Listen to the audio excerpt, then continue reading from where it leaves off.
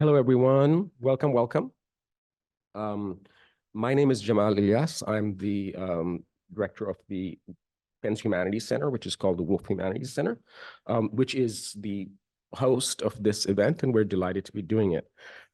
As everyone in this room knows, and probably our online audience also knows this, Penn's going through a difficult time right now. And that's a reminder that the ivory tower doesn't insulate us from the world. And for that reason, among many others, I'm really delighted that we're doing this event, Muddy Waters, on water and the environment. And because basically it's bringing together a bunch of people who are interested in ensuring or trying to ensure a better future. So it's a wonderful thing to be doing. It's also for us at the Humanities Center, a new kind of initiative in a number of ways. One, where kind of traditionally humanities not seen something that actually changes the world in any direct way. So actually doing things with people who work in environmental studies, who work in anthropology and sociology and departments, who are architects and things like that, is actually a wonderful, welcome change, which we hope to be doing much more of in the future. This event is also part of it. We have many, we have other sponsors who I'll list in a moment. But before I do that, I have to, I don't have to, I want to thank my colleagues at the Humanities Center, Sarah Varney. So they're all in the back, they're running everything, they've arranged everything. So Sarah Varney, Stephen Perez, Pamela Horn, and Josue Chavez, without whom this would not be happening. We have a bunch of co-sponsors. One is the South Asia Center, with which we are delighted to be having, hopefully forever, but certainly for a few years. We're going to having a collaborative sort of like thing in which we're going to collaborate on one event every year. Also, other co-sponsors include in the EnviroLab, the Environmental Innovations Initiative, and Penn Program in Environmental Humanities. So before I actually introduce our panelists, I'm not going to take much longer.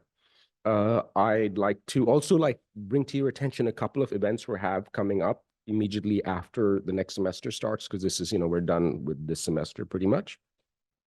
So sort of related to this one, there's a film on January 14th, and you can find the details on these things on our website, which is Wolf Humanities Center. But we have a film called Land Back Arctic Defenders, which is, it's a 2013 film, which tells the story of the creation of the Inuit-governed territory in Nunavut and the young radical Inuit determined to draw political boundaries and reclaim their land.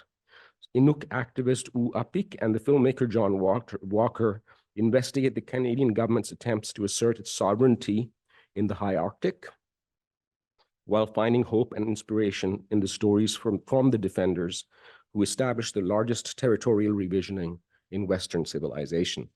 And following the film, there's going to be a conversation with a filmmaker and with several Inuit activists. And then on February 7th, at Slot, which is a creative space on 40th and Walnut, basically, at Slot, we're having an event called Imagining Revolutions, Traditions of Unrest for an Anti-Colonial Art Praxis. And I'm not going to go into the list of artists, but there are a whole bunch of really interesting artists who's going to be there talking about their work and the world and things like that. So again, details on our website. So now, without any further ado, I'm delighted to be welcoming our panelists. And so our first panelist is Prasenjit Dwara, who holds the Oscar Tang Distinguished Chair of East Asian Studies at Duke University.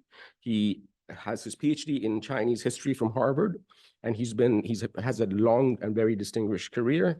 He was professor and chair of history at the University of Chicago for a long time. He was the Raffles Professor and Director of the Asia Research Institute at the National University of Singapore. He has a number of very, very important books and writings. And right now he's in the process of editing a volume on history and society in the hydrosphere. Myra Hayat is Assistant Professor at the University of Notre Dame. She had, before that, for a while, she was actually a fellow at the Institute for Advanced Study at Princeton. She conducts research at the intersection of bureaucracy, environment, and law, drawing on ethnographic and archival methods. Her current book project, Duties of Water, Bureaucratic Labor and the Post-Colonial Promise, builds on her doctoral dissertation, which won the Pirzada Annual Dissertation Prize. Excuse me. I'm at the very tail end of a cold, so like I've been talking nonstop for 3 days. Her dissertation, and she's won other prizes as well, from like including a Best Graduate Student Prize from the Association of Feminist Anthropology, and her writing has been published. Thank you so much. It has been published in a number of very important and varied anthropological publications. Our next panelist is Marvi Mazhar. She's an architect and researcher whose practice combines visual culture, spatial advocacy, and interventions. And she served on a variety of boards, both in the nonprofit sector and the governmental sector. She's also basically, she's actually a practicing architect, but more recently, she's actually moved more into academia as well. She got a master's from the Goldsmiths, which is the University of London, and she's teaching currently at the Indus Valley School of Art and Architecture in Karachi, in Pakistan. And she's about to start a PhD program, hopefully. Her present ongoing research focuses upon the representation and production of Karachi's urban and rural coastal periphery and its ecology. And she recently co-edited a book called Architecture for the Future. Currently, she's also working in Kyrgyzstan on 13 heritage sites as a lead architect, focusing on developing infrastructural and management connectivity in that context. Lastly, but not leastly, our moderator today is my wonderful colleague, Nikhil Anand, who is the Daniel Braun Silvers and Robert Peter Silvers Family Presidential Professor of Anthropology here at Penn. His research focuses on the political ecology of cities, read through the different lives of water. His award-winning first book, Hydraulic City, Water and the Infrastructures of Politics in Mumbai, examines the everyday ways in which cities and citizens are made through the everyday management of water infrastructure. Articles based on this research have also been published in a whole number of different wonderful journals. His current book project, which is based on field research with fishers, scientists, and planners as they work in the sea, decenters the grounds of urban planning by drawing attention to the ways in which climate changed seas are remaking coastal cities today. So on that note, please let me join me in welcoming our panelists. Good morning, everyone, once again. I'm Prasenjit Dwara at Duke University. And just a few words. For the longest period of my life, I've been a Chinese and Asian historian, also do some kind of historiography and historical theory.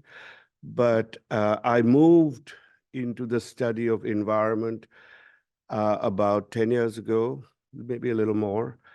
And then moved into water over the last 4 or 5 years. So it's been a steep learning curve, but thoroughly enjoyable.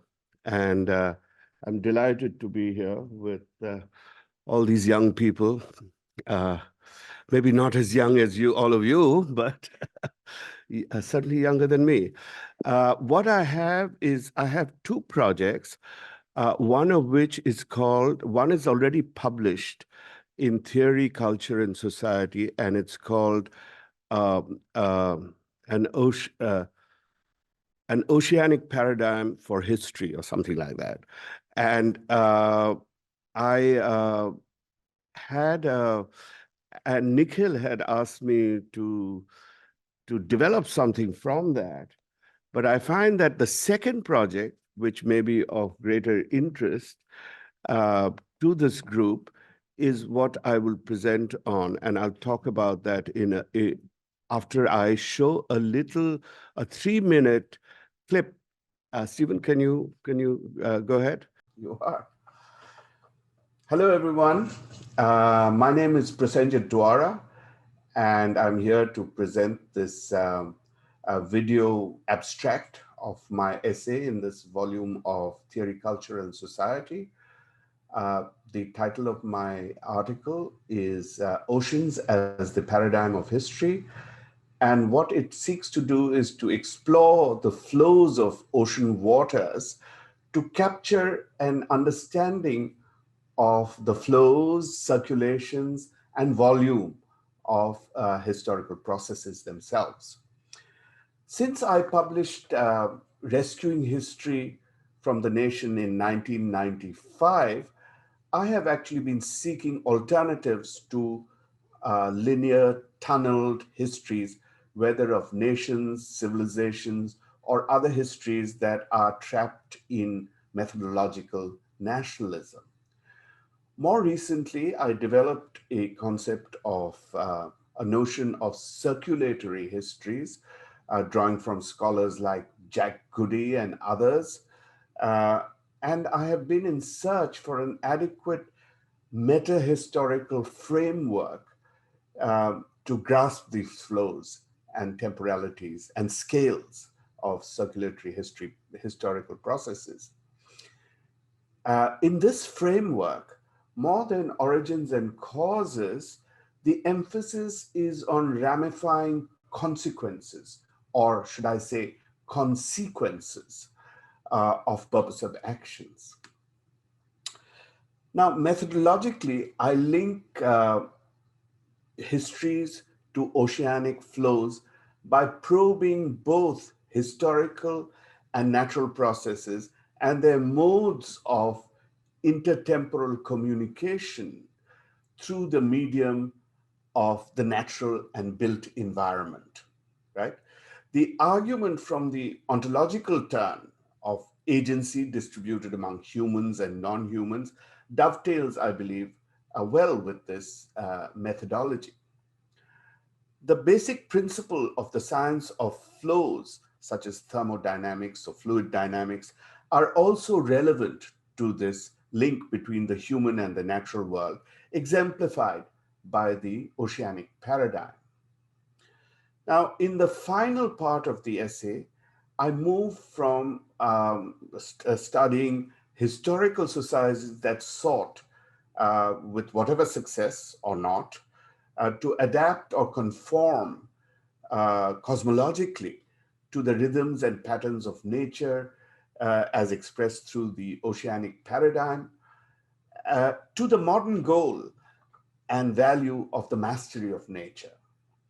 This conceit or hubris, I believe, has met its match in the Anthropocene with the revenge of the oceans.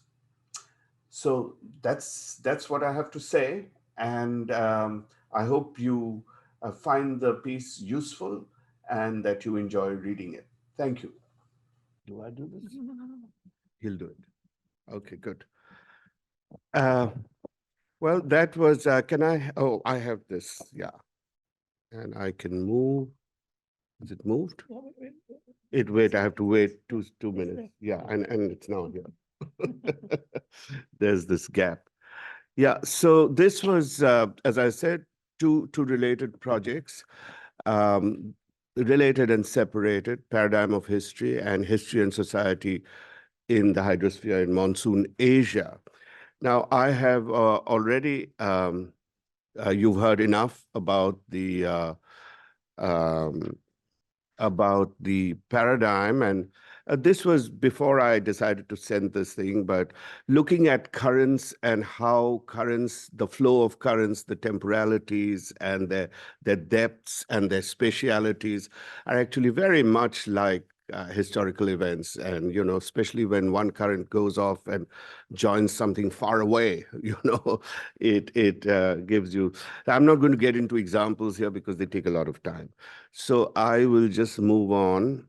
And ultimately, I want to say that the last paragraph in this, or bullet point, Oceanic Paradigm allows us to grasp our historical ownership of sciences, technology, culture, civilization, the question of sovereignty itself. cannot be sustained when we recognize that human history shares significantly with other societal and natural processes as a collective planetary heritage. Okay, so that was the goal of that paper. And since then, I have been engaged in 3 workshops. I have organized 3 workshops at Duke, which where we've had, more or less the same people, though some people have dropped out earlier and so on, and others have come in later. And at the end of the 3rd year of presentation, I asked them to submit their papers for publication. And in order to stimulate them, they'd already have pretty done papers. And Nikhil was supposed to be involved in, but then, as usual, he was in some other conference at some time at that time. This is like what we used to say about Eisenstadt. Was he in the plane that crashed? No, he was in the other plane that crashed. Sorry, that's not a good one. But the idea, I wrote up the introduction because I'd already heard a lot of what they were saying. And I wrote it up basically to stimulate them and to get them to submit the papers in time so that we can get this volume out. And so what it's called, History and Society. I mean, the title may change. I'm sure whatever press will want its own title. History and Society in the Hydrosphere. The "in" is very important because, of course, the point is to move away from a terrestrial view of history, from a purely terrestrial view of history, and of society and history, and recognize that we're just as much penetrated, embedded, embodied. 90% of our blood is water, and those kinds of things. And how do we make that?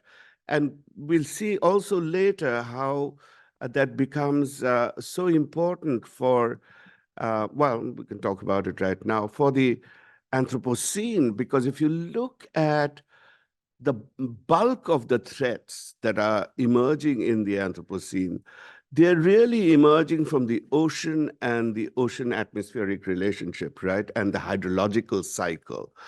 And whether it's storm surges, cyclones, extensive rainfalls, or more than usual rainfalls, or drought, or whatever, it does have to do with this. So what we wanted to do is look at how different histories have dealt with water as an encompassing form, right? And how they have sort of dealt with it. And so the project, as you see, is History and Society in the Hydrosphere of Monsoon Asia, right? Nowhere is, I'm sure some of you are familiar with the names of Dilip D'Acunha and Anuradha Mathur, who have very original and interesting views on water. They are here. At least Dilip is here. Anuradha unfortunately passed away a few years ago after our first conference workshop. Anuradha has the observation that water rains, snows, freezes, humidifies, seeps, soaks, stores. Those 3 are Dilip's words. The flood pulse, etc. More than anywhere else in monsoon Asia, right? Monsoons slam all the coastal regions of Asia, and from then on, you deal with it. Whether you deal with it as a celebratory thing or you deal with it as a disaster depends also on your preparedness as much on the monsoons. Now, so why histories and societies in the hydrosphere? As I said, 70% of the planet is water and holds 90% of the biotic life. And there's many more statistics I could go into. And I've mentioned 90% of our blood is water. Water also shapes land much more than the other way around, right? Whether it's through erosion, which is one of the, or plate tectonics, which is ultimately a water shaping, or silicate weathering, when the carbon is washed off the rocks and things like that. into the deep oceans. So throughout most of history, we see that the hydrological cycle had been changing slowly enough for for states, empires, civilizations to adapt ecologically to them. And this also slowly enough that in some periods, so that it enabled them to recognize and record and recognize themselves as actual societies and civilizations, right? But the onset of violent climate change in recent times and lots of out of cycle climactic events, right, are disrupting that self-understanding. Now we know that as historians begin to work with paleoclimatologists, that many empires and states in the world were wiped out by climate change. We know most famously the Maya, but now more and more people are talking about the Roman Empire.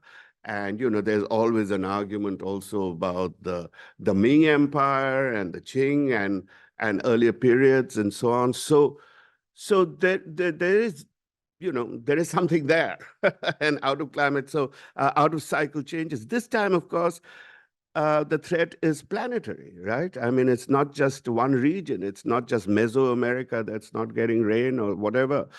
It's all deeply connected.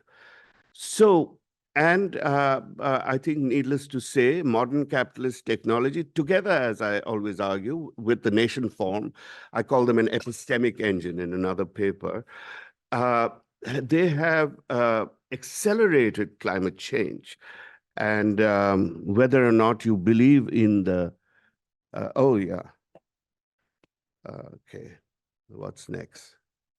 It takes me a little while to get it.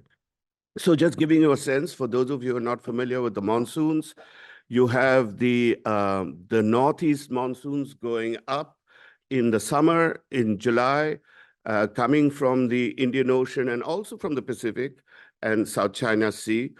That goes upwards, hits the Himalayas, and some of it goes from the South China Sea and the Pacific, and goes all the way. And monsoon Asia, if you think of it, and our volume actually captures the boundaries of Northeast, of the monsoon Asia, because it's, you know, we have papers by Ruth Mostern on the Northwest China, which is a very arid area precisely because it is the line of the monsoon that has been moving further and further in. And so it has been getting more and more desiccated, right?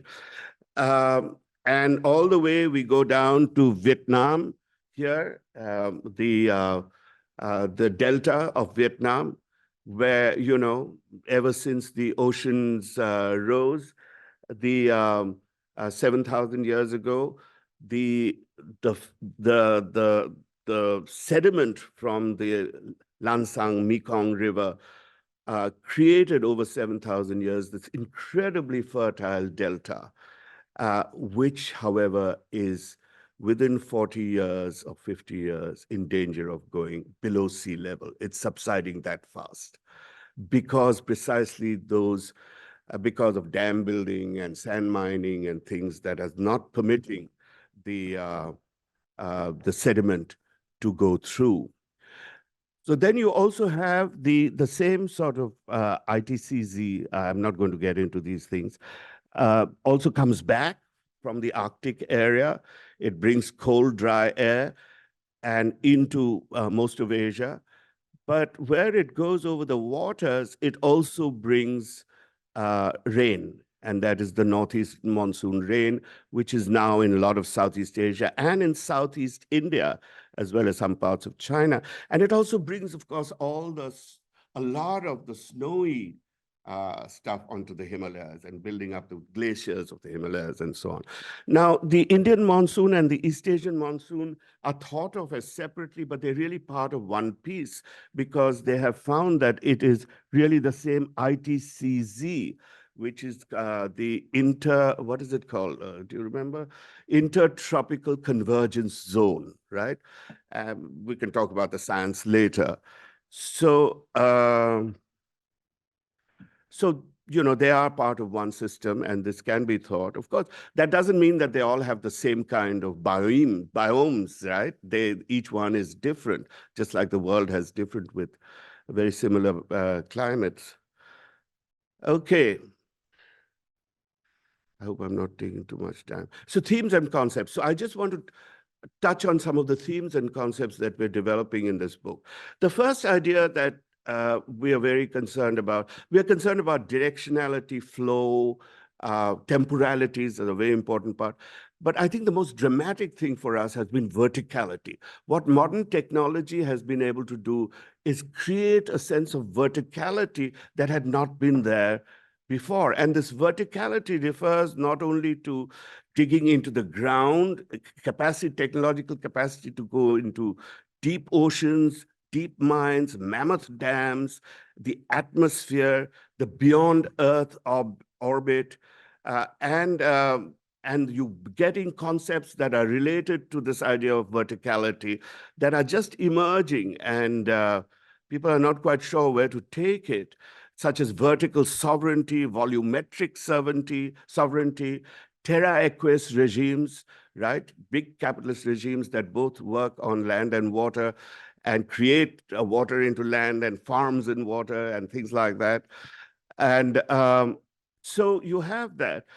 And we have, just to give you some examples, reaching upward into the hydrological cycle, we have papers by Sunil Amrit and Clark Alejandrino, who discuss the efforts in China and India to intervene in the calamities of life and shipping brought about by typhoons and cyclones in the Indian Ocean and the Pacific Oceans.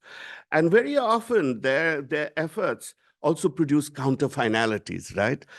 They build port cities, engineering institutions, and so on, which themselves create environmental problems.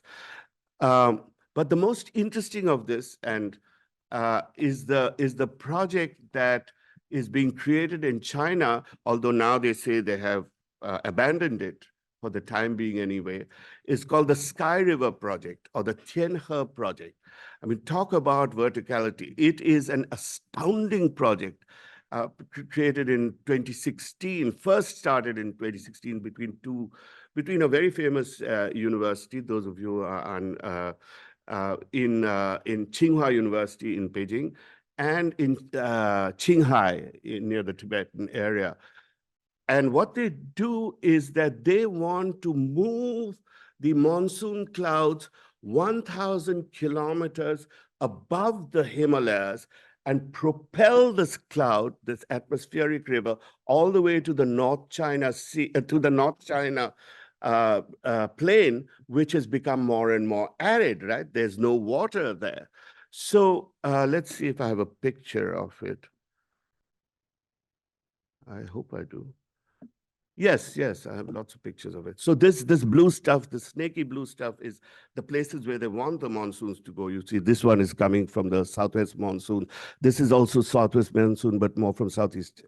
This is southwest monsoon from India. This is from Southeast Asia, and two from the north, from Siberia and so on. It's an astounding project and also a very simple one. What they have is a whole cluster of coordinated satellites in the sky, which detect the movement of each one of the clouds and detect the point at which the cloud should be shot and propelled. And the shooters are these stoves, these cabins that you see down there. I mean, they're very ordinary looking stoves, right? But what they do is ammonium nitrate, I think they shoot flares of them into the ocean, into the clouds, and push them and propel them there and get them to precipitate down there. Now, this has not been very successful. And after a few efforts in 2018, when neighbors got alarmed, it's not just India, it's Pakistan, it's Bhutan, it's Bangladesh, most of all, and all the Southeast Asian nations and so on. They got very nervous about it. And it wasn't necessarily successful. I mean, you can do some of it, but you know, you do more of it, you can maybe get them to move. Cloud seeding is not uncommon. And so this is, and you have all these entities shooting flares, right? Getting them to move, planes and ships and everything. But obviously, this would devastate South Asia and to some extent Southeast Asia if it did happen. It really has to do with atmospheric sovereignty. And we have to be careful and aware of all of these kinds of developments. Okay, so 5 more minutes. Okay. Okay, so dams, H2O and modern power, but that is political power.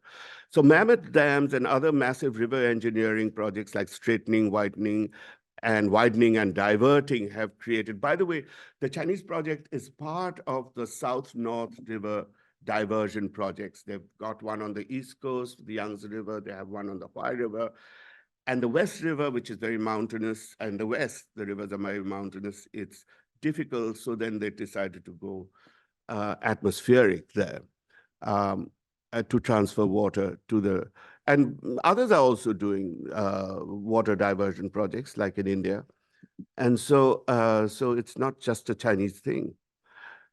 Now, dams are among, I've written a lot on dams, and I can give you references if you want. There's a ton of stuff on dams by everybody. They have created the greatest ecological destruction and dispossession, while at the same time providing electricity for industrial and urban purposes, right? But you can see the effects on the environment, and you can see the effects on people who live by the water, by the river, and they are there's never a justice for them that's adequate. Now, we have one of the most famous writers on the Mekong and on the dam, Matt Koldoff from Berkeley. And he does, and I mentioned already, his work on the Mekong. The Lansang, the Mekong comes from the Tibetan Plateau, and it's of all the rivers that come from the Tibetan Plateau, it's one of the longest, and it's the Lansang Mekong. It's called Lansang in China and Mekong in Southeast Asia. And there are, to show you about, this is the number of dams that have been, so over 100 dams on this river. And the 60 million people are being affected. And the dams are, of course, starting in great numbers from China, and then into Laos gets money from China to build dams because they don't have any other income. They sell electricity to Thailand and so on. And Vietnam, Cambodia, we can go into that if we. But so dams are a very important dimension of this. And I wanted to say something that I need my karaoke for. Okay, yeah. At the same time that you have these massive capitalist national projects like dams, you also have a new conception of water, right? And that is the notion of water that Jamie Linton has called H2O. H2O is a homogenized, a measurable form of water, whether in gallons or cusecs or in other qualities. And so it's a quantity of water. And this also leads to the financialization of water, right? Now, before we think of it as just corporates and scientists doing this, and obviously for them, it's very important. You want me to cut off? Yeah. Okay, maybe we'll finish the point. Okay. So the hydrosociology of water and of power of water is very much connected to dams. It states as much as corporations that are important in this. And the technology of the waterscape is shaped by political power and hegemonic capital. Now, we have David Gilmartin, who I'm sure the others will also talk about, his work on the Indus. He wants to show that the state is so important in this whole, the colonial state created the idea of rational control of water, and he has this notion which is related to H2O, the duty of water. You think of it, duty of water, you think is how one should be dutiful to water, but no, it is a plot of land and how much water it ought to use, right? Quite apart, well, calculating some for the quality of the soil and so on. So duty of water and things like that. But he also wants to talk about how the colonial state becomes re-enchanted through rationality of water control and legal means and so on.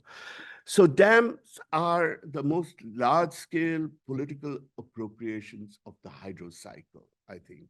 I have two more slides, but maybe we can talk about them in the discussion. I want to talk about risk and uncertainty and insurance. Okay.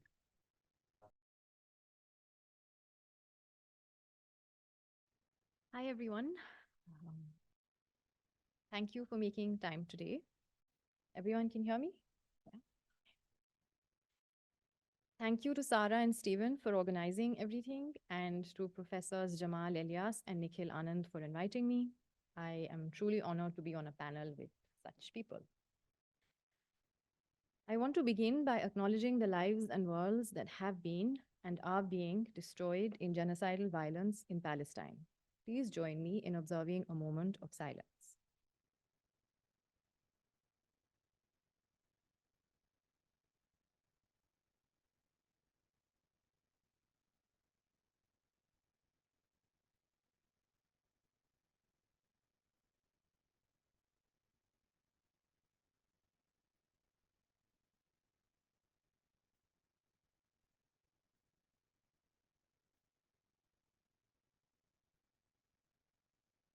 I'm presenting from my current book project titled Duties of Water, Bureaucratic Labor and the Post-Colonial Promise, based on a decade-long ethnography of the world's largest irrigation infrastructure network in Pakistan that is fed by Himalayan glacial melt and administered by one of the largest public bureaucracies in the world.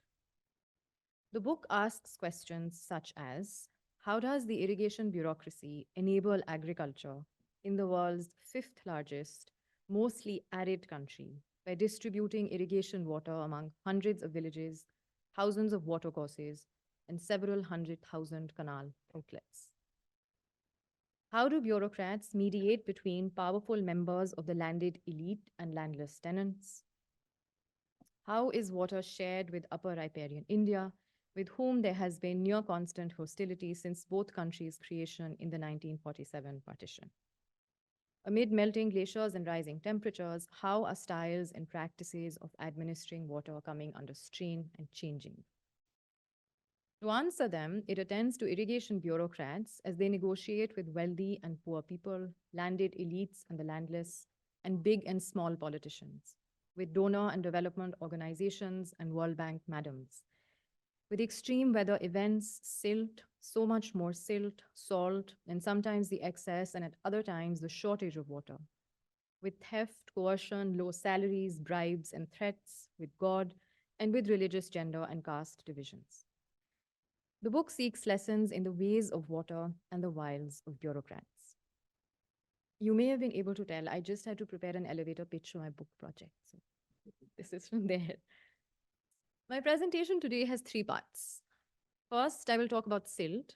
This is also by way of introducing new work I've begun, work that takes off from the research for the book.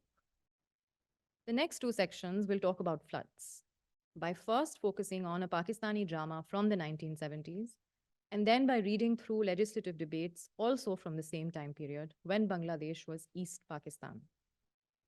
So we'll go from silt to flooding, but we're also going to go back in time. And one reason for this focus on the 1960s to 70s is that I consider it the inaugural moment for present-day water infrastructure and governance in Pakistan. In the book, I make a case for the inaugural and everyday as distinct temporalities, but I won't get into that today. Okay, so number one, silt, or scales of silt. Last year, officials from WAPTA, the Federal Water and Power Development Authority of Pakistan, gave a briefing to the Pakistan Senate Standing Committee on Water Resources. The officials warned, the silt has now taken the shape of a mountain-like structure and is just 4 miles away from Tarbela Dam. When it was built in the early 70s, Tarbela was the world's largest dam. Its construction was frequently described in the popular press, such as, for example, the New York Times, as, I quote, the largest earth-moving task ever undertaken. WAPTA officials were worried that silt had already decreased the dam's storage capacity by nearly a half, and that the movement of this sedimentation delta had led to the closure of one of the dam's tunnels. Longer and further closures would mean less water flowing downstream.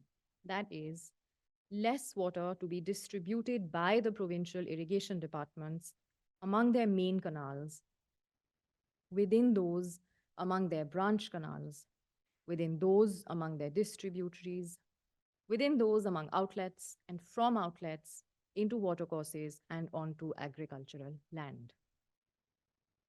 So this is a badly edited map of the basin. And on the right-hand side is the way that this water is represented by my engineering interlocutors. And so the nested system that I was just describing works something like this. So the system that I described, distributaries, outlets, watercourses, fields, it's played out for every main canal system. So you can zoom into each main canal system, and that's the mode, like that's the modular unit. Mountains of silt are one form, one scale of silt. All silt isn't the same. The irrigation network in colonial India and Punjab specifically was a site of some of the first formulations of and advances in the hydraulic science as well as engineering practice of silt and its management. Some of the earliest conversations, experiments, and statistical studies were rooted in the need to have canals reach regime. This meant constant discharge of water and constant silt grade and charge. So this is some of the stuff I'm now reading.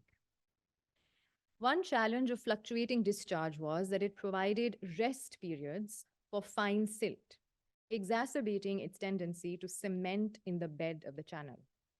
Another was incoherent alluvium, loose granular material which could be scoured as readily as it could be deposited. Another thread in the developing conversation around silt was its regular clearance and the waste that could be avoided, and hence potential economies that could be realized if silt could be reduced. As one note commenting on Robert Kennedy's influential silt coefficients stated, a canal isn't a laboratory. There are too many variables and they are not all free to vary equally. That channels of water or canals would work up to regime was an organizing principle across formal, final engineering texts, as well as informal proceedings, the Engineering Congress. Consider, for instance, the 1909 Roorkee Treatise on Civil Engineering Irrigation Work in India by John Clibborn, who was later principal of Thomason College at Roorkee.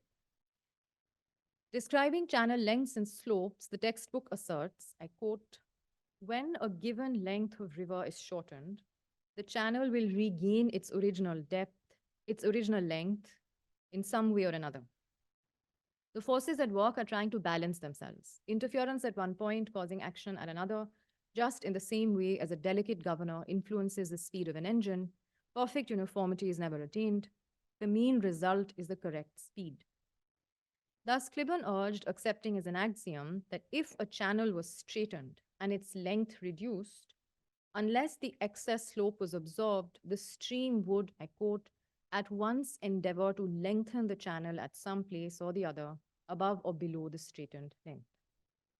Clibborn's influential portrait of irrigation infrastructure is of a system tending towards balance, beset with disturbances. These disturbances included race and caste. This is something I've looked at in more detail in a forthcoming paper, but I won't say more here. E.S. Bellasis, superintending engineer in the irrigation branch of the Public Works Department in India, too, in his 1913 text, wrote about canals working up to a state of perfection. Canals were not a natural form of water, or they were less natural than, say, rains. Malcolm Darling, for example, and Darling is somebody who held various very influential positions in Punjab. He was part of the um, Punjab bureaucracy. Described Indian nature as infinitely capricious. To then make the point that without perennial canals, agriculture in Punjab was, I quote, a gamble on the rains. The monsoon, for instance, had all the caprice of the proverbial eastern potentate, and the Punjab climate had violent alternations of hot and cold. Nature in the west was a gentle goddess, but here it was a volcanic force of terrific power and wild caprice. Darling wasn't alone, of course, or even among the first to author such discourse. Much earlier, accounts of the river Indus talk about its impetuosity. This is an excerpt from somebody called Lieutenant Burns, who was at the East India Company service. And this is an account from 1833.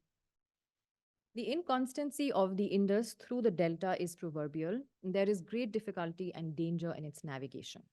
It has thus, in these days, among the people of Sindh, as bad a character as has been left to it by the Greek historian.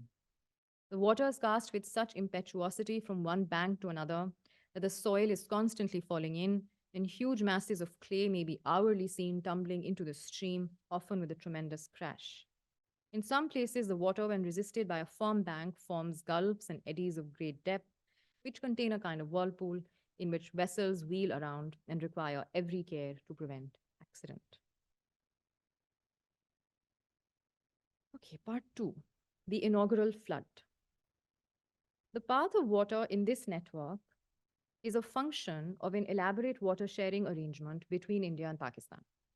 The story of this arrangement has been told countless times. Some focus on the text of the Indus Water Treaty, others on the reason for and role of the World Bank in mediating it, others place it within Cold War politics, and still others focus on actors like David Lilienthal, a director of the Tennessee Valley Authority, after which the WAPTA was styled. Lilienthal took his ideas and direction to many parts of the world. He thought it was Democracy on the March, the title of one of his many published works. Within such accounts, it is but a small aside that Pakistan, at the time that the treaty was signed, was under its first military ruler, Ayub Khan. Rather flattened accounts of a purportedly universal post-colonial desire for development do not give much weight to rhetoric such as Ayub Khan's. The treaty and the massive infrastructure it mandated was considered a compromise. The dams were necessary to begin development. Whether these were insincere promises, whether they were kept or broken, are questions I will not get into here. For now, instead of an account of this engineered ecology that begins with the rationalities of international law and development, geopolitics, and the building of progress, I will begin with a flood. What about the post-colonial promise, whether its seduction, realization, or floundering, do we understand better starting thus? I'm thinking about the looming flood that the Pakistani drama serial Baris is built around. Amjad Islam Amjad's Baris aired in 1979 and is considered to be one of the most popular Pakistani dramas.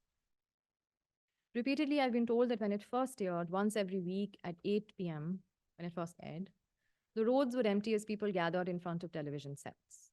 Baris is set in a village called Sikandarpur. Baris could be set in the late 60s or 70s, maybe even 80s. What matters is that it is a decidedly post-Indus Water Treaty Pakistan when big dam construction is underway. Chaudhry Hashmat, the guy in the middle, rules over Sikandarpur. When his village, one of 500, comes within the boundaries of a proposed dam site, he tries convincing other villagers to protest to the government that the dam site be changed. He also puts pressure on political and administrative elites. Throughout the drama, we see his pressure tactics come to naught.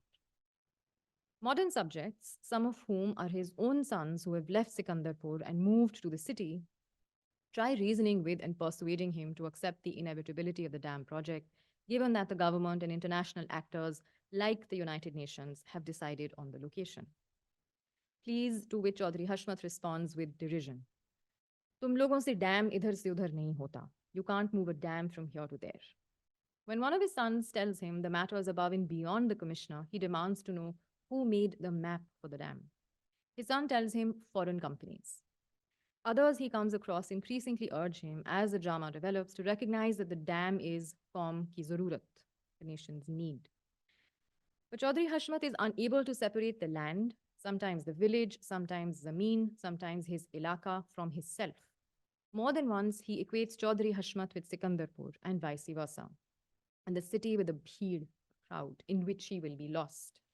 To which his loyal servant, one of the drama's heroes, played by Abid Imam, responds, no, you don't get lost. You find your pehchan, bheed mein. You find your identity in the crowd. The dialogue ends with Chaudhry Hashmat saying, my heart doesn't beat to your truth. Pretty profound, I thought, for a guy as villainous as he's portrayed to be. Chaudhry Hashmat personifies a stereotype of the ruthless feudal landlord. From having pedigreed dogs picked up by force from the houses of urban elites in Lahore, locking people up in an underground cellar, Haveli ka Tehkhana, sheltering a son accused of raping a girl in the village, and mocking, flouting, and frustrating police authority repeatedly. Shown in a positive or at least sympathetic light are the new authority figures, policemen, members of the judiciary, the new publics, college-going girls and boys, salaried urban dwellers, business owners, and new procedures and norms of justice, equality, and due process. In the last episode, the final scene shows him locking himself up in the Tehkhana and drowning with the waters on the day the dam is inaugurated. In ending his life, Chaudhry Hashmat refuses a subject position the new post colony offers him. The drama masterfully entangles all this in a tale that is as much about a family, male pride, as it is about national development and rural backwardness. In one scene, the village master says to him, God has given the right to advance to people. It is how this world progresses. Just 3 years before the drama aired, Tarbela Dam on the river Indus was completed. Tarbela entailed pouring 45 million cubic yards of concrete. This is more than the Hoover Dam cavity required, and 186 million cubic yards of earthfill. The dam submerged 52,000 acres and displaced 49,000 people. These estimates are certainly incorrect and conservative. A recent dissertation by Muhammad Kamran, completed at the University of Peshawar, puts the number of people displaced at over 90,000. Cases seeking compensation are still in court. Tarbela Dam was a part of the Indus Water Treaty signed in September 1960. A massive infrastructure project, including dams, barrages, and 400 miles of link canals, was called replacement works. So what was being replaced? Water of the 3 eastern rivers lost to India: Ravi, Beas, and Satluj. This is language from the treaty. Water from the western rivers, Indus, Jhelum, Chenab, would be transported eastwards through link canals. Construction of this elaborate infrastructure required excavating 361 million cubic yards of material. Contracts for all this equipment and construction were distributed widely. A US firm constructed the Trimu Sidnai Canal, for example. An Italian group of firms constructed the Sidnai Melsi Canal. And some Pakistani companies got contracts to build some of the smaller canals.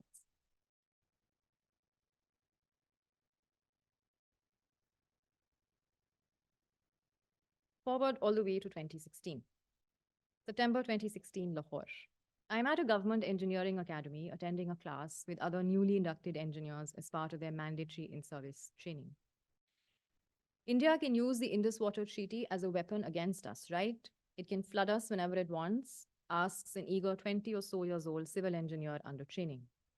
Their instructor, a retired chief engineer of irrigation, responds, they can't flood us, but they can eventually cause us to be in a drought. As of now, for about 5 days, they can deprive us of water completely, bilkul, totally. There is silence in the large auditorium. Then he says, to deal with this threat, we are making the Mangla Marala link canal. Vapta is making it as I speak. The young men thump on their desks, some clap. In a recent essay, I viewed dam building in Pakistan as a bordering practice. This is a short piece I wrote in Political Geography. Partition was only begun in 1947. Its bordering infrastructures and effects, its materialization, I wrote, plots longer, extended timelines. But emphasizing the materiality of partition, rendered in terms of bordering infrastructures, is just the half of what is going on. The other half is a dematerialization story. It is the move that the treaty makes to talk water after the removal of the water from the fact of its flowing through and in Kashmir. Kashmir appears only once in the text of the treaty, that too when stipulating the distribution of Ravi waters. Kashmir is the name of a canal, also known as the Basantpur Canal. Lilienthal describes meeting a senior UN official working on mediating the Kashmir dispute, Ernie Gross, at a cocktail party in New York in October 1951. And this is drawing on some work I was able to do in New Jersey last year among Lilienthal collections that are kept at Princeton. Gross tells him that after reading his Collier's magazine article, it was this article. No, it was this article. He was working day and night on the question of whether we should broaden the Kashmir issue by adding the water issue. What do you think? When Lilienthal responds with surprise and asks if Gross hadn't seen or heard that the World Bank had circulated a proposal, which was Lilienthal's proposal, to the two governments, which was to treat water as a practical matter, not a political matter, and to treat the basin as a shared unit, Gross is flabbergasted and tells him that none of the UN people knew about the development, that the countries were coming closer to agreeing to separate water from Kashmir. And so this what I skipped over. No. Oh, can I have my slideshow back? Sorry about that. I just wanted to point out. I mean, you must have figured that was Lilienthal on one of his. He did many world tours. This was him on one of his tours. And then the other map that I wanted to talk a little bit about, or at least draw your attention to, because I just think it's so wild, is so I see the slide on my device, but I don't think you can see it yet. Yeah. Okay. Awesome. So it's basically what is wild is that what is wild is how that separation is happening. You have eastern rivers, and you suddenly have this new category of western rivers, and then you literally have that divide in the middle. It's done. And then the thank you, and then the system works as if this has. I'm going to do it again. Now I know what I did. Yes, this one. So one of my book chapters, the second one actually begins with this image and spends quite a bit of time trying to understand this image. Okay, the last part, number 3, infrastructure is duty. Yes? Okay, I'm ending. This is the last section. It's called infrastructure as duty. On 7 December 1962, Pakistan's National Assembly held a session. So this is Pakistan's legislature. Syed Abdul Sultan, a member of the legislature from East Pakistan, said, "This cannot be imagined for a free country. The government should realize that unless development projects of East Pakistan are given the same treatment as those of West Pakistan, there can be no real progress." Sohrab Hussain said, I quote, "The people of East Pakistan have endured endless sufferings in the past. Someday, when their limit of endurance will be over, it will not be possible to keep them in bondage. Why is it that no action in this behalf has been taken and no action is still being contemplated? I'm confident if proper schemes are prepared and effective measures are taken, we can, within a period of 3 years, control the flood." Begum Ruqayya Anwar asked, "Should our countrymen be allowed to be victims of this national devastation, even in this age of science?" We refuse to believe that floods cannot be controlled. Because no measures are being taken to control these floods, there is visitation of the floods in the country every year. We know that nature has bowed down before human intelligence. The people of China have got rid of devastating floods. Ahmad Ali Mondal said, "In this age, which is marked with the highest perfection of science, man is trying to go to the moon, but one would like to ask why it should not be possible for the same man to control floods. If our present government fails to control flood, they have no right to occupy the chair. Why should it not be possible for our government to control flood in our country if it could be possible for the Chinese to control the flood of the Wango River, which was the cause of their miseries?" Abdullah al-Mahmoud said, "You will have to tame the rivers. It does not matter whether their length is 500 miles or more. India is changing the courses of her rivers, and you can learn from her how to tame your rivers. But if they do not agree to help you, go to the World Bank experts. You will have to solve the problem. It is not at all difficult." Abdul Qadir, then finance minister, responded, "All these speeches have been based on sentiments, but sentiments alone cannot regulate the business of the government. The government has to proceed on practical measures. Finance minister has to deal with cold figures. He cannot be swayed by sentiments. This is not the first time that floods have come to East Pakistan. East Pakistan is prone to floods. There are certain natural circumstances which make this province amenable to floods."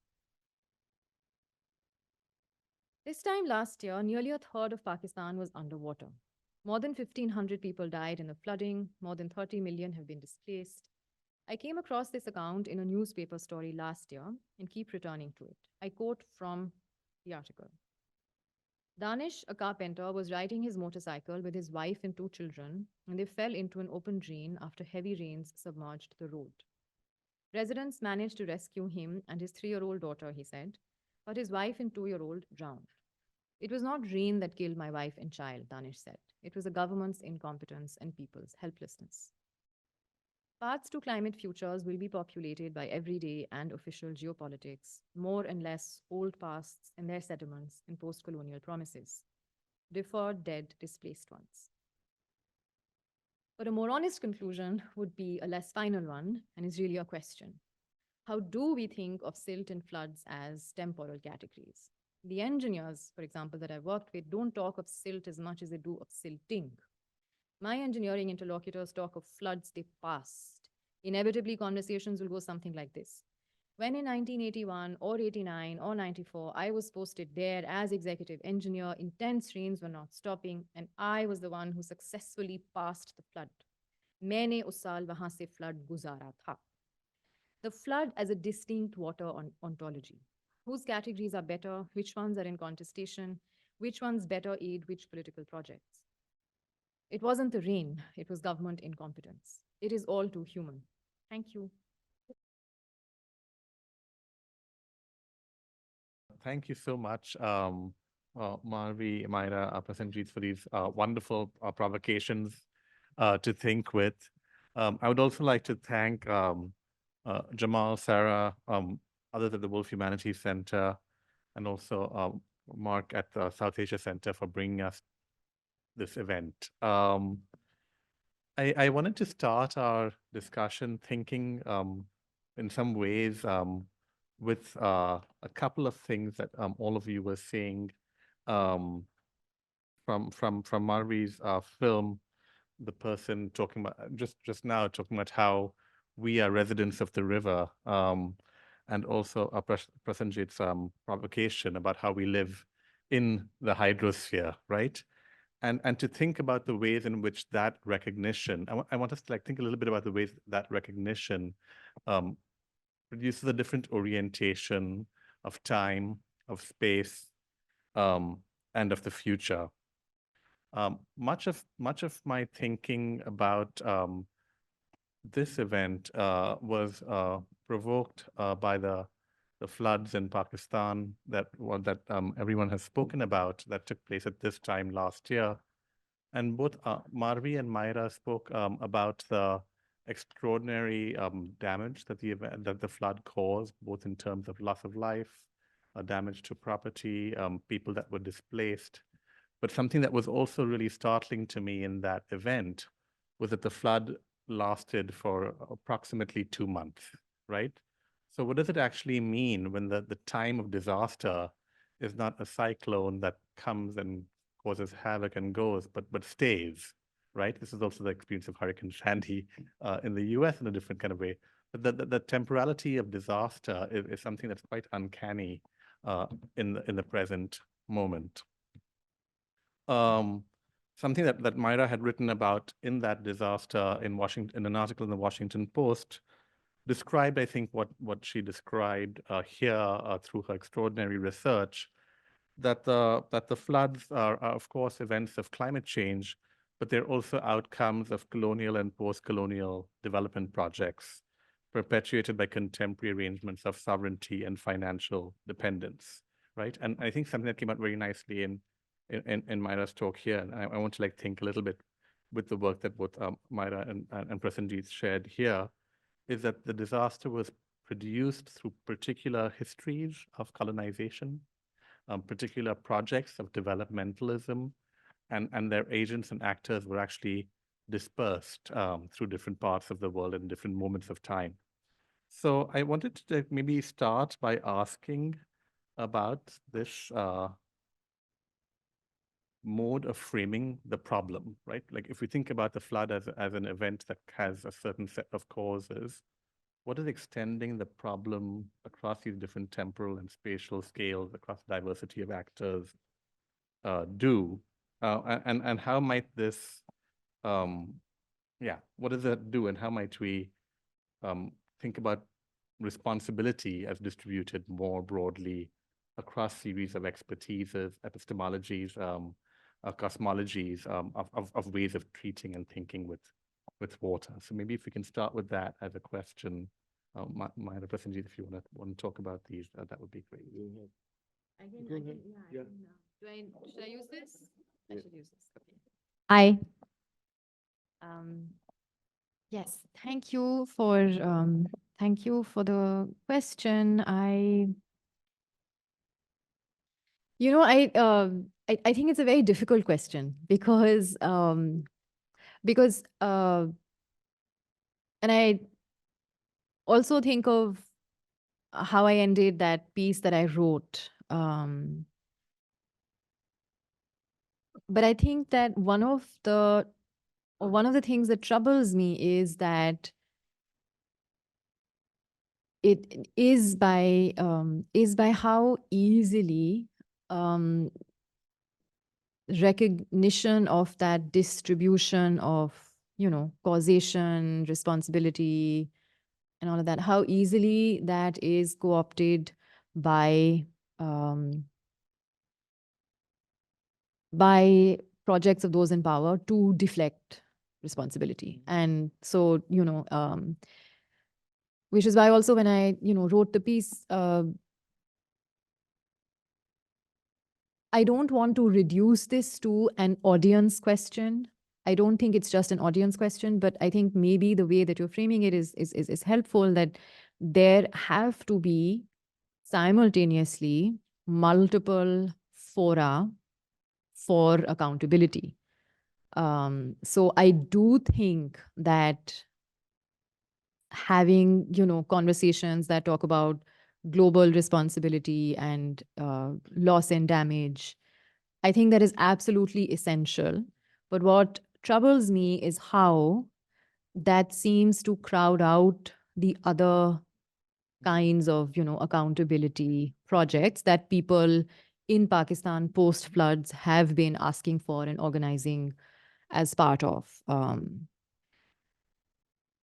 And so if I, for example, I guess one way to put this is if I were thinking of writing something like that for Dawn, which is a Pakistan-based major news daily, I don't think I would have written that because, right? But I still don't think that is a satisfactory, like, I'm not satisfied with that. Maybe part of it is, and I'll stop here. Maybe part of it is that I think that it's just a, recognition that people who are differently positioned, who are differently located, should be maybe putting pressure on different parts of how, this accountability network or politics can be drawn. If you, yeah. Just, Go ahead. just an extension of like a footnote to what Myra just said is also makes you think about this certain urgency of being in this atmosphere of disaster risk management. After some time, it gets really tedious that you always have to work in emergency. There's always needs to be this aspect of first aid.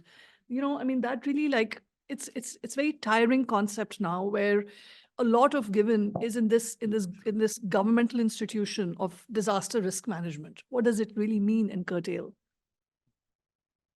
Yeah, I also agree with Myra's 2 points. I think that, but I don't know much about the Pakistan situation and who's responsible, accountable for what there. But first, I think definitely the crisis is global and developments are global, and which is why I guess the Pakistani people were asking for, we produce this little amount of carbon and look at this crisis.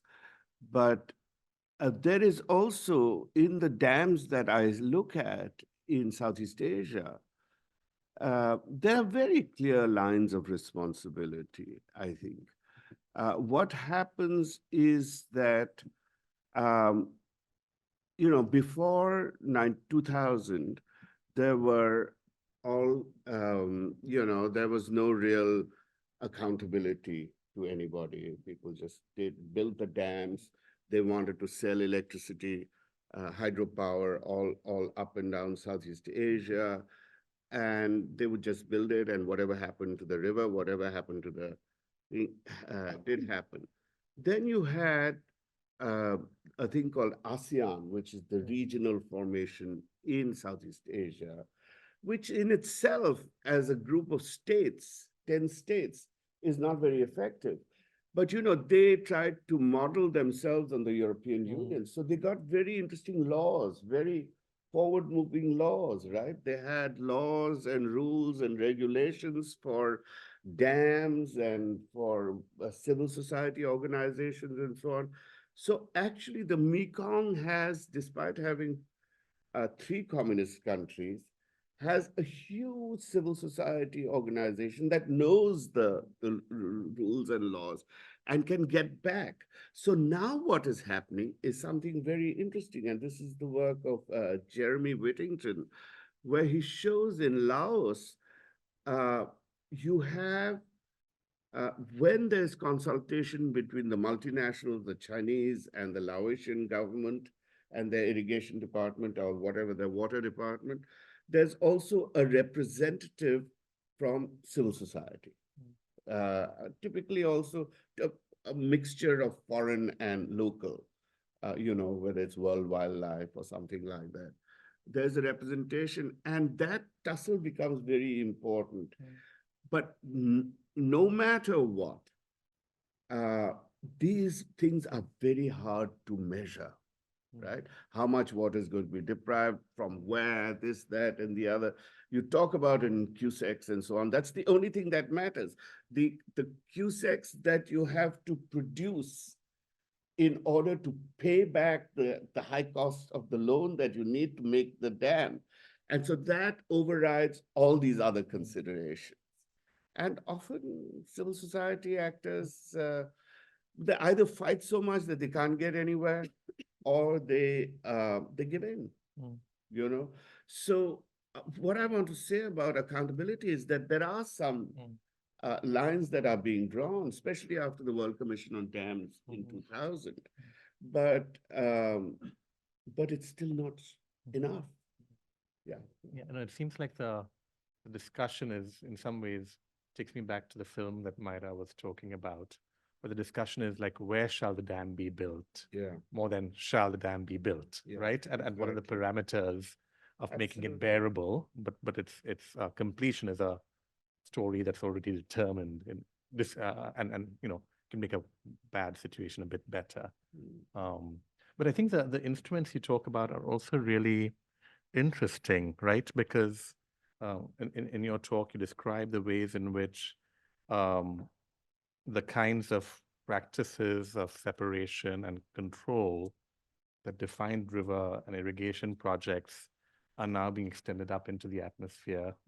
And also deep in a different paper, deep into the sea.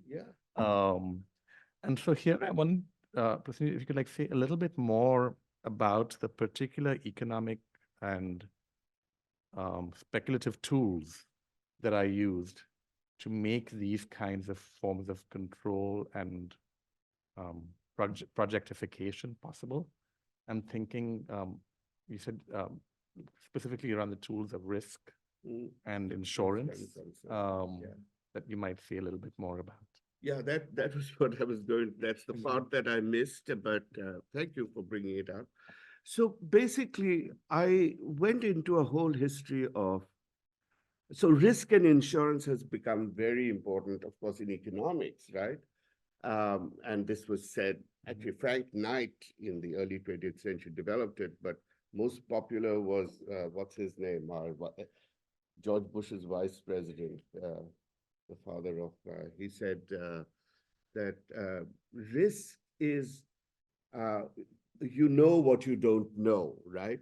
Uncertainty is you don't know what you don't know. Now, if you think of it in terms of water has always been uncertain. And people have, of course, responded with resilience, with adaptation, with recovery and loss, right? But one of the things that emerged, and mostly through the ocean, is the idea of converting certain uncertainties into risks. And that happened through marine insurance. Sorry, did you mean Rumsfeld? Rumsfeld, yes. Rumsfeld. Rumsfeld, you checked it? No, I was remembered. just reminded. I Yeah. can't remember names, especially these old politicians gone away. Yeah, everybody attributes it to him, but it's not. It's Frank Knight, and he had a very interesting theory, also Chicago man. But what we were talking about, Risk and uncertainty. certainty to uncertainty. Yeah, the way in which this happens is through marine insurance, right? Marine insurance has been there since the Code of Hammurabi. You know, the moment you had to take something, but it was a family thing or a group of merchants that came together. And so with the East India Company and the Dutch East India Company in the 16th, 17th century, it becomes a market form, right? Impersonal market form. And from there, it goes on, to jump ahead a little, to financialization under Margaret Thatcher. So that basically use of water in a lot of places is private. And you buy and sell it in the market, totally impersonal. There's a great documentary on how Australian farmers, their cattle cannot use water that they've been using historically, because suddenly that water is owned by this guy. And he charges an enormous amount. And so all this is kind of happening with water, but where it's most important is insurance. So the insurance is provided for middle class consumers. It is provided for the builders of the dams, for the project managers, for the capital investors. And but it's a double insurance. It's insurance for them, and then the electricity they produce is insurance, is a kind of insurance for urban consumers, right? But meanwhile, what is happening? They're creating new forms of uncertainty for those who've been left out, for those uninsured, for those marginal, for those people you've shown in your movies, right? They have insurance, unlikely.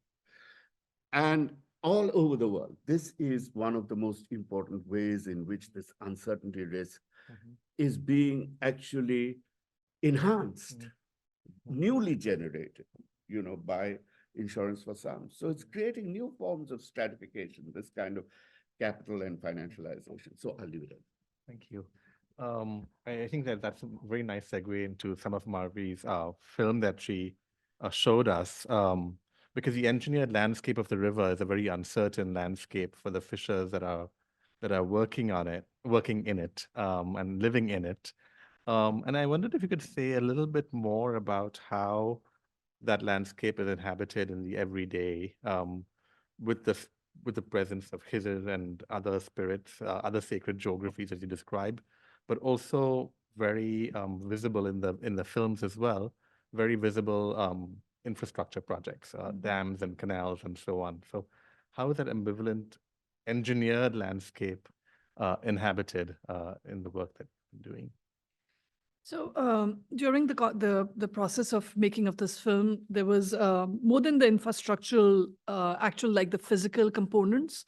There was a lot for conversation around infrastructural imagination, and that was the idea where two things came out. One was this tekadari, giving it to the third party, and that middleman, so dalal.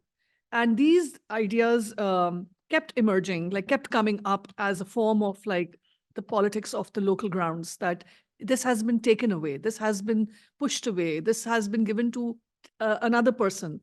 And this ideology kind of formulated towards connecting it with the relationship with Khizr. There was no tekadar between the Khizr and the fisher folks. And it was a very direct relationship. And this mediator, tekadar, has taken away that sacredness. And it's not just geographically, it's a emotional, it's a spiritual relationship. And that was very fascinating to bring it together in a form of this concept.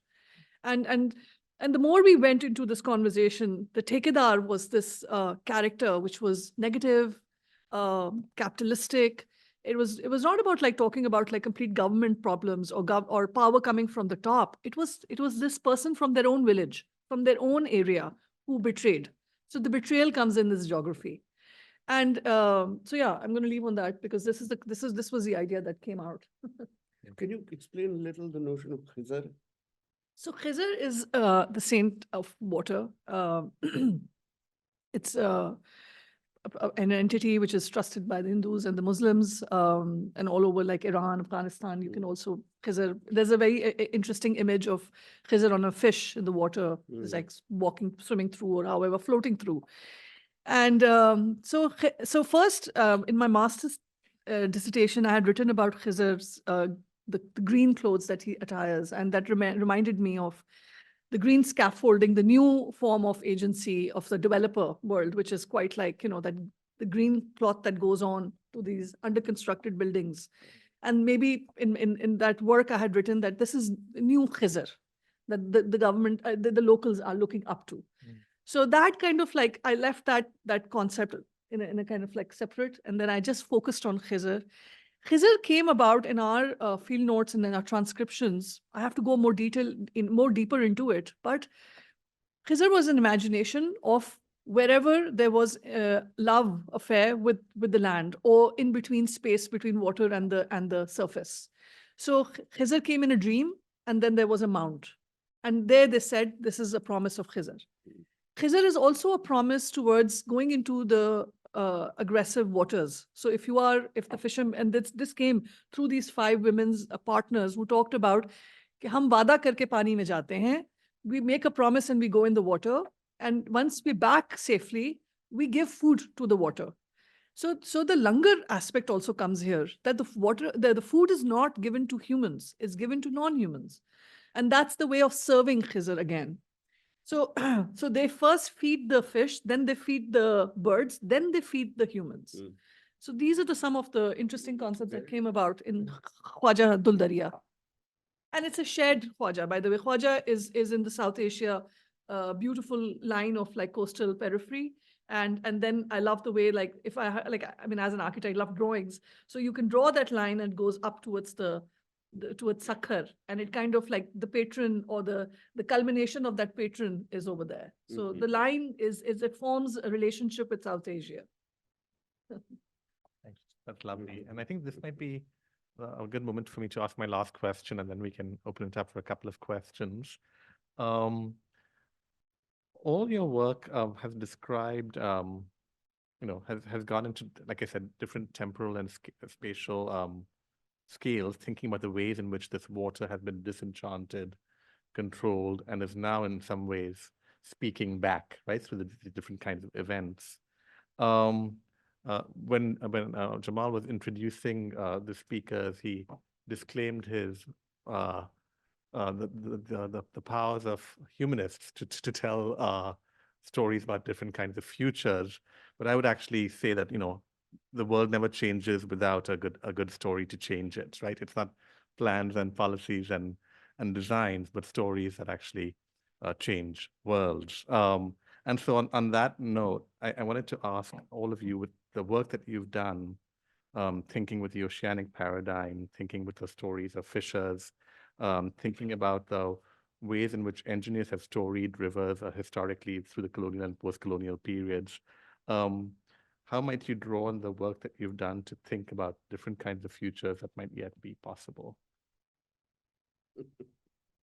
Small question.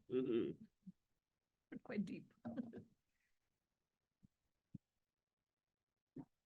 I'm not going first. Nor am I. Maybe we should, how the world can be reimagined. Yeah. Maybe we take questions and then come to. Sure. It'll allow us to crunch. As a wrap-up Wrap up, response. yeah, Yes. yeah. Sure. Let's do that. Any questions? Yeah. Sorry. Yeah, you need to speak up. Thank you so much for these really great papers. I wanted to ask Marvi and Myra about flows and moving water. Um, Myra, I just wanted to hear more about that amazing map that shows how the water flows from the dams to directly to the farms. Like, um, what are the sort of choke points there? What are the kinds of like social and physical technologies that allow water to move via these various choke points now that humans have exerted so much control over the water? And for Marvi, I just wanted to ask, um, these sort of regions where extraction pulls resources and waters away, how does it also ensure that development and other kinds of opportunities don't flow back into those same regions? What were the 2 points? Whatever you want. I can go first, I can go after. I don't know, like, I mean, what did you mean, like the development of the salt pans, all of that area? So, so there are different types of extractivism taking place near the water. The coast has the salt pans. There's also release of toxicity from the industrial belt. So the way the coast in Karachi is divided is really interesting. So from a perspective of like urbanism and documentation from an architect's perspective, Karachi has shown its back to the coast. It's, the other way that other world, like other countries, they are accommodating the water by taking absolute views. But in Karachi, the architecture is kind of backwards. So the only place where it is actually accommodating the sea is real high real estate. So gated communities, high-end apartments, developers coming from Dubai and imposing a new skyline. The second section is the industrial belt, where small villages, goats were displaced, and then the industry was placed over there. And then since there is no water cycling system as such because of corruption or undermining of like government taking power over these and kind of so the release of the toxicity is very high over there in that belt. Then the third section is the salt pans and other kind of business transactional with water. The development can't be controlled. I mean, there are policies placed, but I don't know, I mean, if they are really functional. And I don't know if I've really answered your question, but yeah, I mean, that's what my understanding would be of the way the water is controlled from. And then, of course, one cannot forget the fourth aspect, which is the militarization of the coast, which takes and kind of eats away most of the important land by putting it in the forefront by saying this is safeguarding the country. But actually, in making, there are housing societies being settled, and that's the biggest phenomena right now that like city like Karachi is suffering and its adjoining areas, the way it's spreading. So, yeah. Thank you. Thank you for the question. So the first thing I guess I should stress is, like when you ask about flow, that the way that they show in these diagrams, is that the water would flow or Indus rivers would drain into the Arabian Sea. And the overall gradient is northeast, southwest. That's how most of these, maps are. And so for the longest time, one of the things I had the most trouble with was just placing the maps they were showing me at an angle like this, because in my head also, this was the sea and these are the, river. I just couldn't tilt it like that. And so what's happened is that there is this massive network of link canals. And so literally now the water does not go in this direction. The water literally goes in so many directions. And there are so many points at which there are siphons and, the water literally goes against gravity. It goes upstream. And so there's that. And the choke points, the way that you framed it is also really interesting. So one of these points, or one of the nodes in this infrastructure that I have looked at, I think that I have obsessed over for maybe far too long is the Moga, is the outlet. It marks the end of departmental jurisdiction. It's where the water enters, it becomes people's problem. But of course, what happens is that while physically you can say this is the end of departmental jurisdiction, it doesn't actually work like that, because anytime there's a dispute of, variety ABC, there is this 1873 Canal and Drainage Act in place, which says that over matters of this sort, these are the officials who would get involved, and right. So there's multiple ways in which this jurisdictional politics plays out.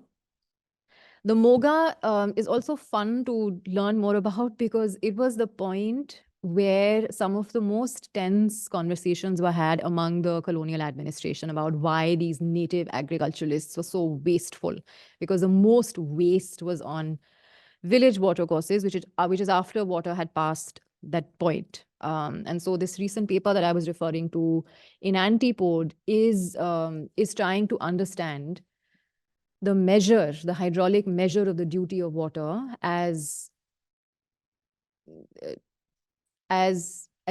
basically articulating land, labor, and water through a racialization of waste. And so I've tried to work through how there is a conception of how there are multiple conceptions at play of certain castes who are Punjabi, but some are slovenly agriculturalists, some are very good, some are wretched cultivators, and how it is reflected in how they do, like agricultural practice. And one other choke point I'll mention and I'll stop is actually two more quickly. One is the verticality bit, which is very interesting because so I attended a lot of irrigation dispute hearings in these offices.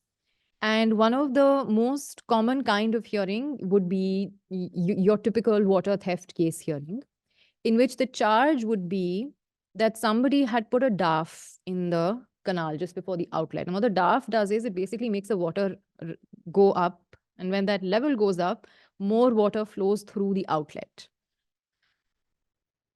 So even though they're not violating their time share, which is how this water is calculated, they're getting more water in that time frame. And so in these negotiations, because the engineers' offices every Saturday become courts, they literally have that, they have that power.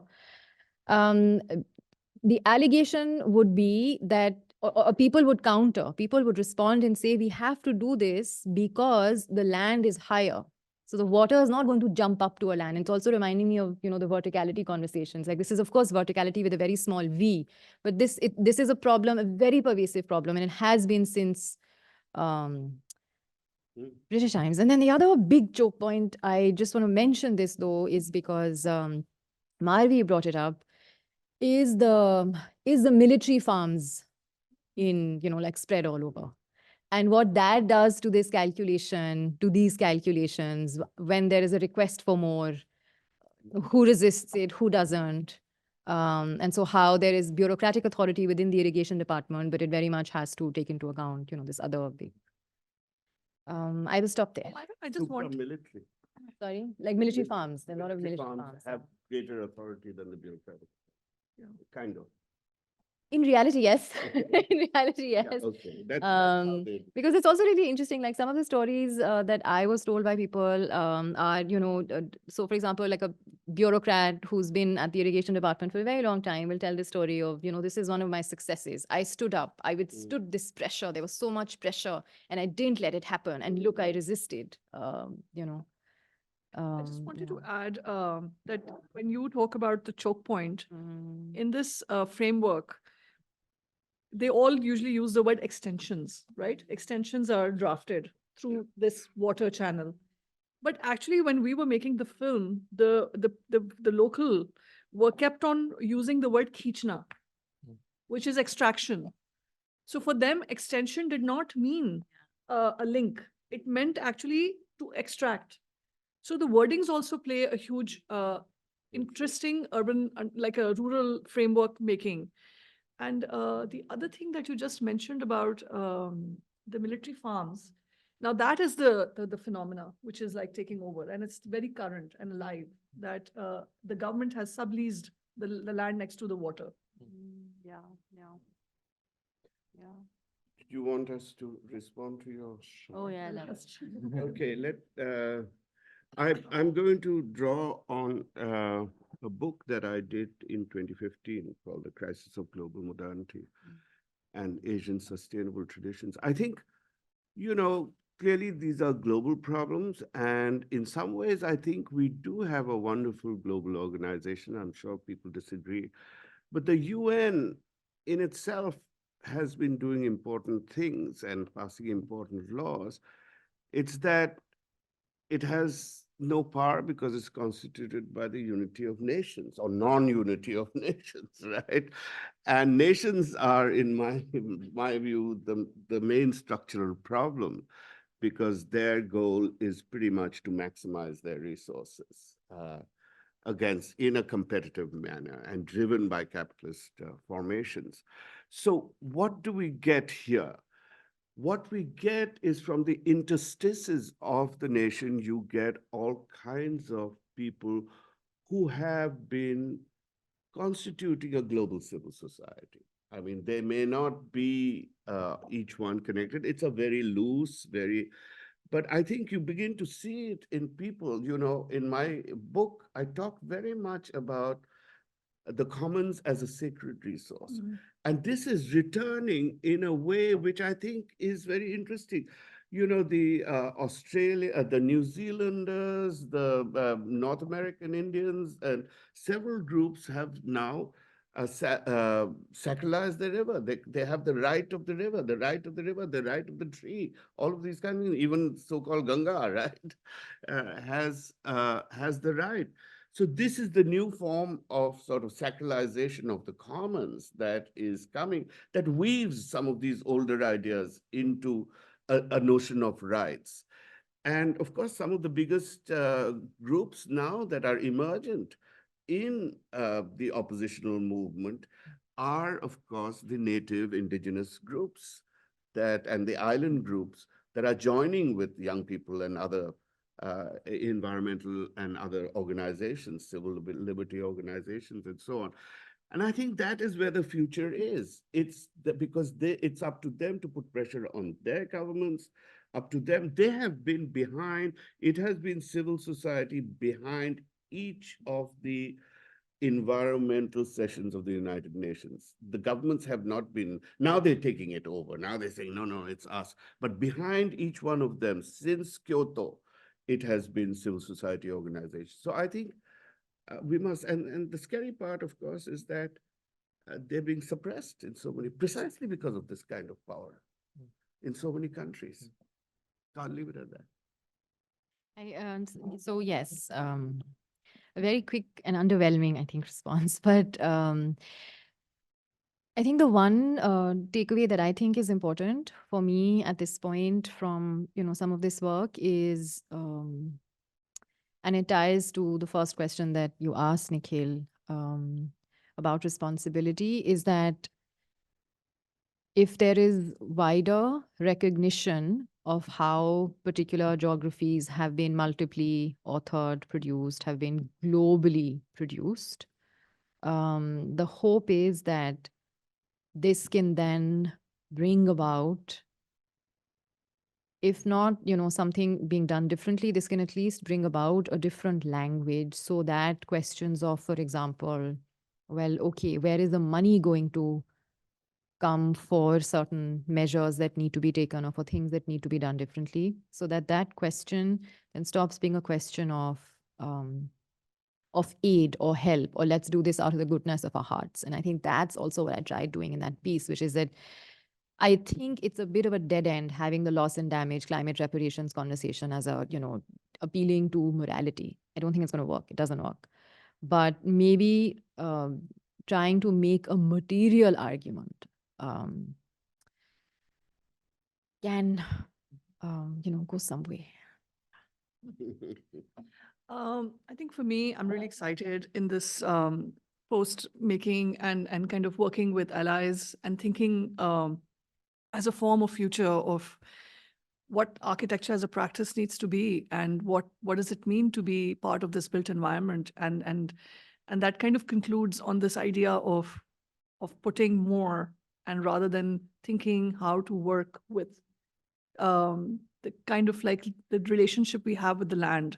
And I'm really interested in thinking in future that how that language needs to be reiterated or rethought, especially in South Asia, that how architecture is taught.